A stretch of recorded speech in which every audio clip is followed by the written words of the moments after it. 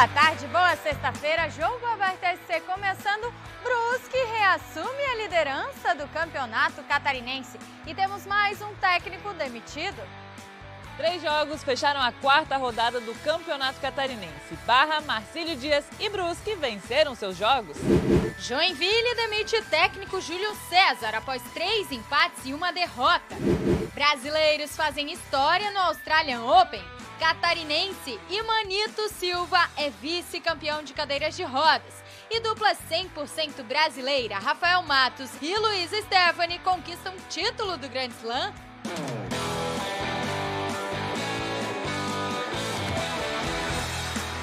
No Campeonato Catarinense, 3 jogos fecharam a 4ª rodada e com direito a jejum e a tabu quebrado.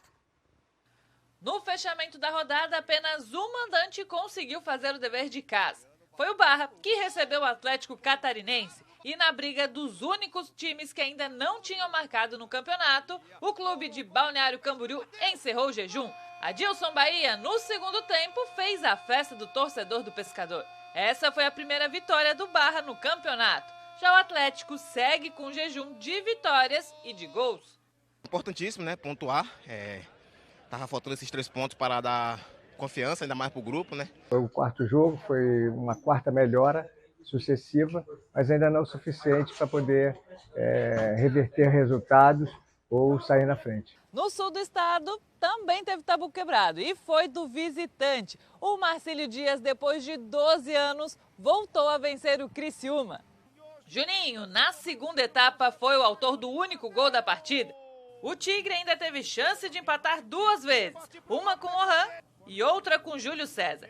Mas não teve jeito, a vitória foi mesma do Marinheiro, que conseguiu o primeiro triunfo no estadual. Sabemos que é péssimo, né? Sabemos da condição da competição, é uma competição curta que a gente não tem margem de erro como foi hoje. Hoje a gente soube sofrer um pouco mais e segurar esse resultado aí. Eu acho que isso que estava faltando. E o Joinville não conseguiu superar o Brusque, perdeu a invencibilidade no Catarinense mesmo jogando na arena. E assim como nas outras partidas, o gol também saiu no segundo tempo. Olávio, o artilheiro do campeonato, marcou o gol da vitória e devolveu a liderança do estadual para o Bruscão. O nosso time está mostrando poder de fogo, poder de definição e mostrando também, né, poder de defensivo, tanto com a defesa como com o goleiro. E o resultado fez o Joinville cair para a zona de rebaixamento e também causou os desligamentos do técnico Júlio César Nunes, do auxiliar Vinícius da Silva e do preparador físico Bruno da Costa.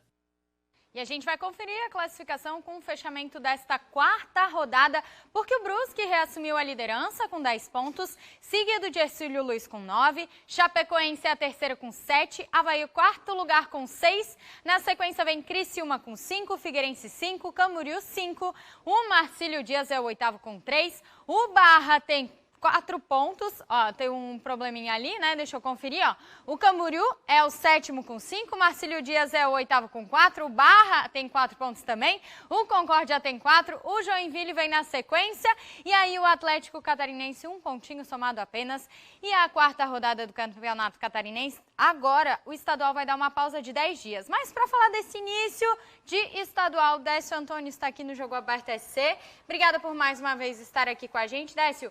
Primeiro vamos começar a falar sobre a parte de cima da tabela. Brusque reassumiu a liderança, o Brusque está começando a encaixar, o Brusque é um dos cotados ao título? Boa tarde. Boa tarde.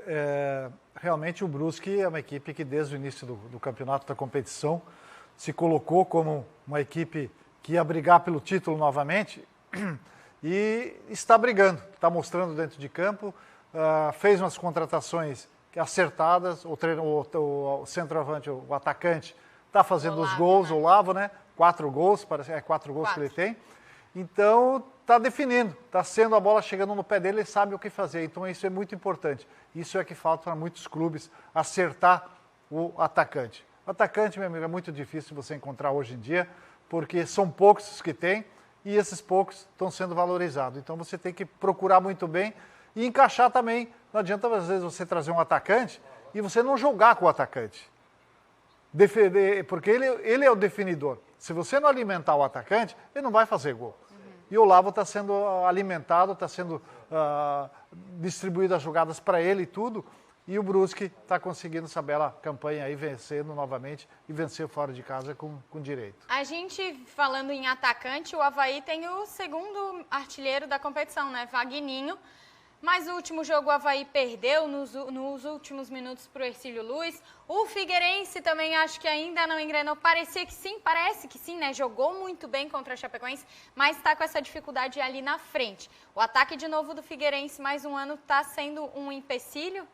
Esse é o grande problema das equipes, né? Os atacantes. Mas você tem que trabalhar mais eles. Eu vejo que está faltando trabalho para os atacantes ter a definição das jogadas. É o que está faltando.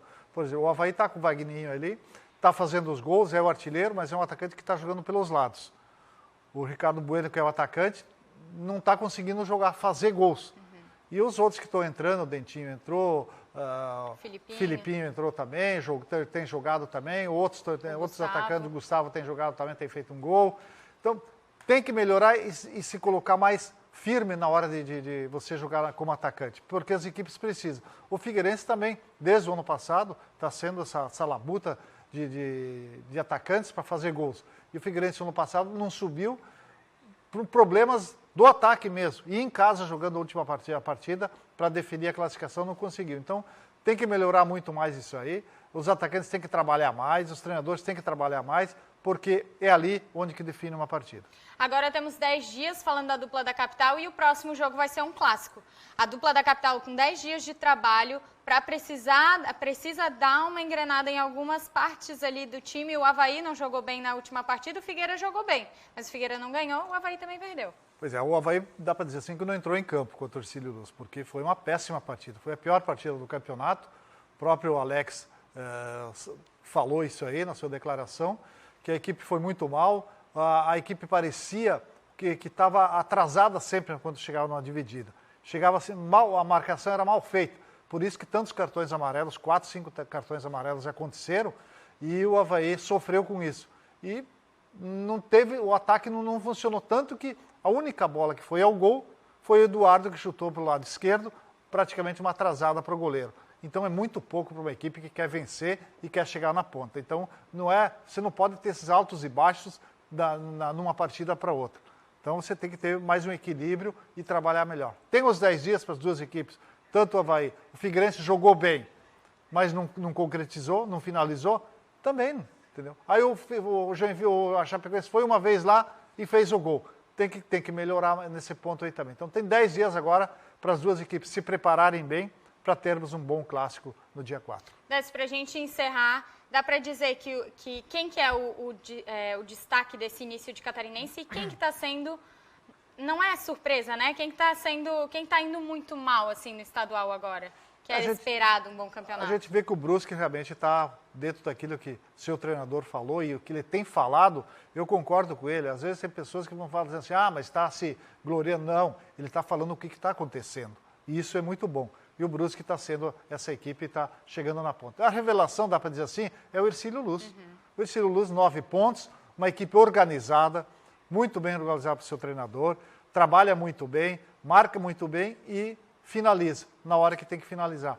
E é o que está acontecendo, está sendo o destaque do Catarinense. Bom, agora essa pausa aí de 10 dias, os times vão se organizar e a gente vai voltando a conversar. Sem dúvida. Obrigada, dando esse início de campeonato catarinense, a gente vai ver agora como que vai ser o decorrer, tá, Décio? Obrigada. História feita no tênis, a primeira dupla 100% brasileira conquista o título em um Grand Slam.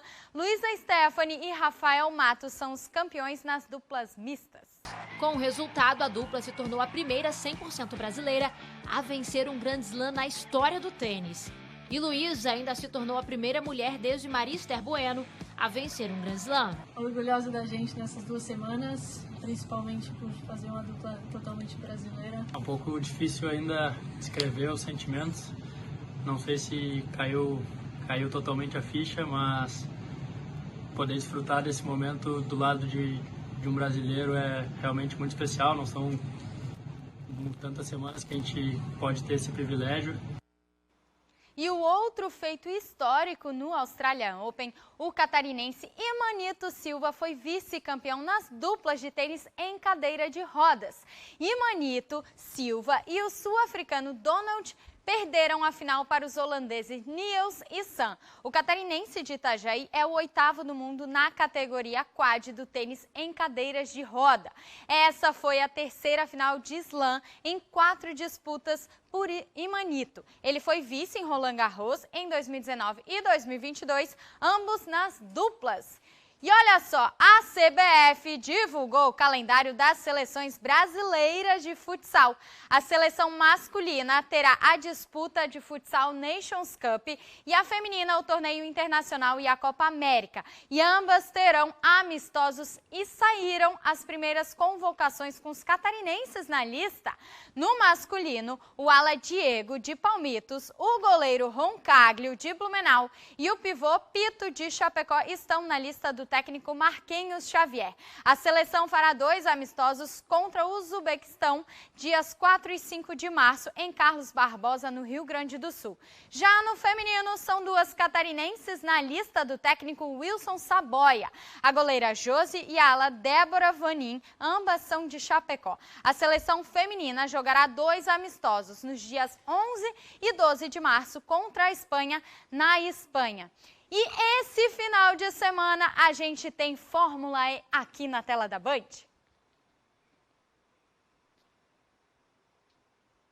A Fórmula E chega à Arábia Saudita para a segunda etapa da temporada.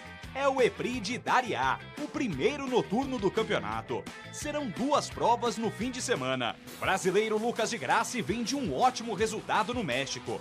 Depois de largar na pole position, o piloto da Mahindra completou a prova em terceiro. Outro brasileiro na Fórmula E, Sérgio Sete Câmara, terminou em 16º na estreia pela equipe NIO.